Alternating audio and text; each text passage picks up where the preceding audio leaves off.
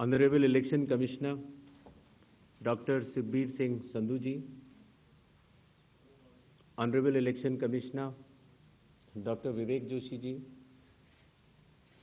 चुनाव आयोग के वरिष्ठ अधिकारीगण और मीडिया के मेरे दोस्तों,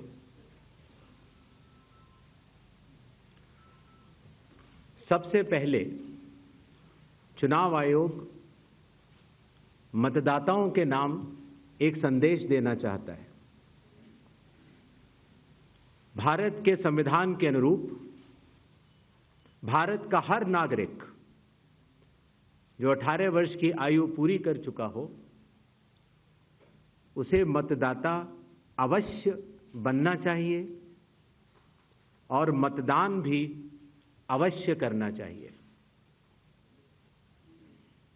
आप सभी जानते हैं कि कानून के अनुरूप हर राजनीतिक दल का जन्म चुनाव आयोग में रजिस्ट्रेशन से ही होता है।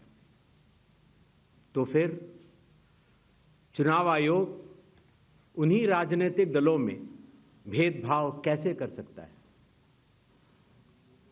चुनाव आयोग के लिए न तो कोई विपक्ष है, न तो कोई पक्ष है, सब समकक्ष हैं। चाहे किसी भी राजनीतिक दल का कोई भी हो, चुनाव आयोग अपने संवैधानिक कर्तव्य से पीछे नहीं हटेगा। पिछले 2 दशकों से लगभग सभी राजनीतिक दल मतदाता सूची में त्रुटियों के सुधार के लिए मांग करते रहे हैं और इसी मांग को पूरा करने के लिए ही चुनाव आयोग ने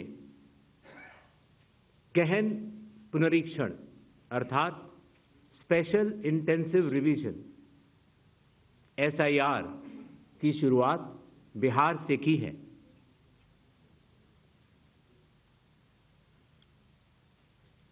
SIR की प्रक्रिया में सभी मतदाता बूथ लेवल ऑफिसर्स और सभी राजनीतिक दलों द्वारा नामित 1.6 लाख BLAs ने मिलकर एक प्रारूप सूची तैयार की है। इस प्रारूप सूची की एक कॉपी आप सभी लोगों को दी गई है, जिसमें कि हर बूथ में जब ये प्रारूप सूची तैयार की जा रही थी तो सभी राजनीतिक दलों के बूथ लेवल एजेंट्स ने उसे हस्ताक्षर के साथ भी सत्यापित किया है। इस प्रारूप सूची में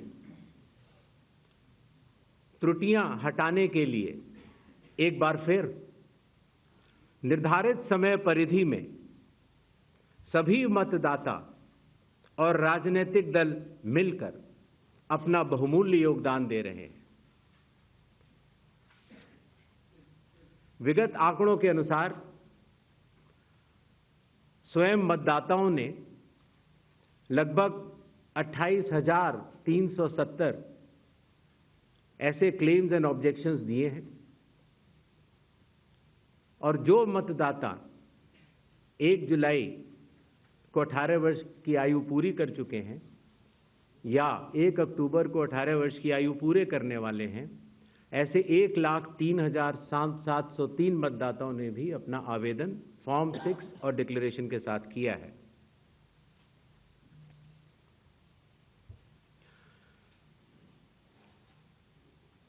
और इन क्लेम्स एंड ऑब्जेक्शंस के लिए, इन त्रुटियों को हटाने के लिए बिहार के SIR में 1 अगस्त से 1 सितंबर का समय निर्धारित है। अभी भी 15 दिन का समय बाकी है। चुनाव आयोग सभी राजनीतिक दलों को उनके द्वारा नामित बूथ लेवल एजेंट्स को,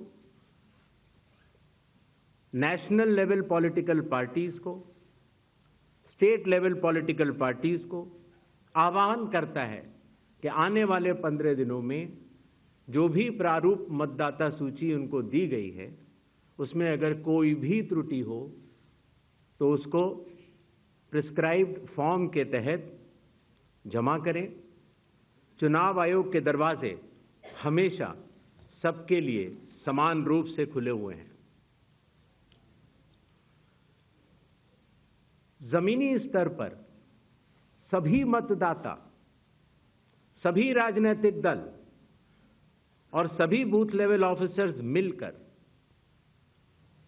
एक पारदर्शी तरीके से कार्य कर रहे हैं, सत्यापित भी कर रहे हैं, हस्ताक्षर भी कर रहे हैं और वीडियो टेस्टिमोनियल्स भी दे रहे हैं। यह एक गंभीर चिंता का विषय है कि राजनीतिक दलों के जिला अध्यक्षों और उनके द्वारा नामित बीएलएस के ये सत्यापित दस्तावेज, टेस्टिमोनियल्स, उनकी आवाज, उनके स्वयं के राज्य स्तर के या राष्ट्रीय स्तर के नेताओं तक या तो पहुंच नहीं पा रही है और या फिर जमीनी सच को नजरअंदाज करते हुए भ्रम फैलाने की कोशिश की जा रही है। सत्य तो यह है कि कदम से कदम मिलाकर सभी स्टेक होल्डर्स बिहार के एसआईआर को पूर्ण रूप से सफल बनाने के लिए कटिबद्ध हैं, प्रयत्न कर रहे हैं और कठिन परिश्रम कर रहे हैं। जब बिहार के 7 करोड़ से भी अधिक मतदाता चुनाव आयोग के साथ खड़े हैं तो न तो चुनाव आयोग की साख पर कोई प्रश्न चिन्ह खड़ा हो सकता है और न ही मतदाताओं की साख पर। कानून के अनुसार अगर समय रहते मतदाता सूचियों में त्रुटियां साझा न की जाएं, मतदाता द्वारा अपना प्रत्याशी चुनने के 45 डेज के भीतर माननीय उच्च न्यायालय में चुनाव याचिका दायर न की जाए और फिर वोट चोरी जैसे गलत शब्दों का इस्तेमाल करके जनता को गुमराह करने का असफल प्रयास किया जाए तो यह भारत के संविधान का अपमान नहीं तो और क्या है। जहां तक कि मशीन रीडेबल मतदाता सूची का सवाल है, माननीय सुप्रीम कोर्ट 2019 में ही कह चुका है कि यह मतदाता की निजता का हनन हो सकता है। Voter privacy can be breached. हमने कुछ दिन पहले देखा कि कई मतदाताओं की फोटो उनकी अनुमति के बिना मीडिया के समक्ष रखी गई, उनके ऊपर आरोप लगाए गए, उनका इस्तेमाल किया गया। क्या अपनी माताओं, बहुओं, बेटियों सहित किसी भी मतदाता की सीसीटीवी वीडियो चुनाव आयोग को साझा करनी चाहिए क्या? मतदाता सूची में जिसका नाम होता है वही अपने प्रत्याशी को चयनित करने के लिए वोट डालता है। लोकसभा के चुनाव की प्रक्रिया में 1 करोड़ से भी अधिक कर्मचारी, 10 लाख से भी अधिक बूथ लेवल एजेंट्स, 20 लाख से भी अधिक प्रत्याशियों के पोलिंग एजेंट्स चुनाव के लिए कार्य करते हैं।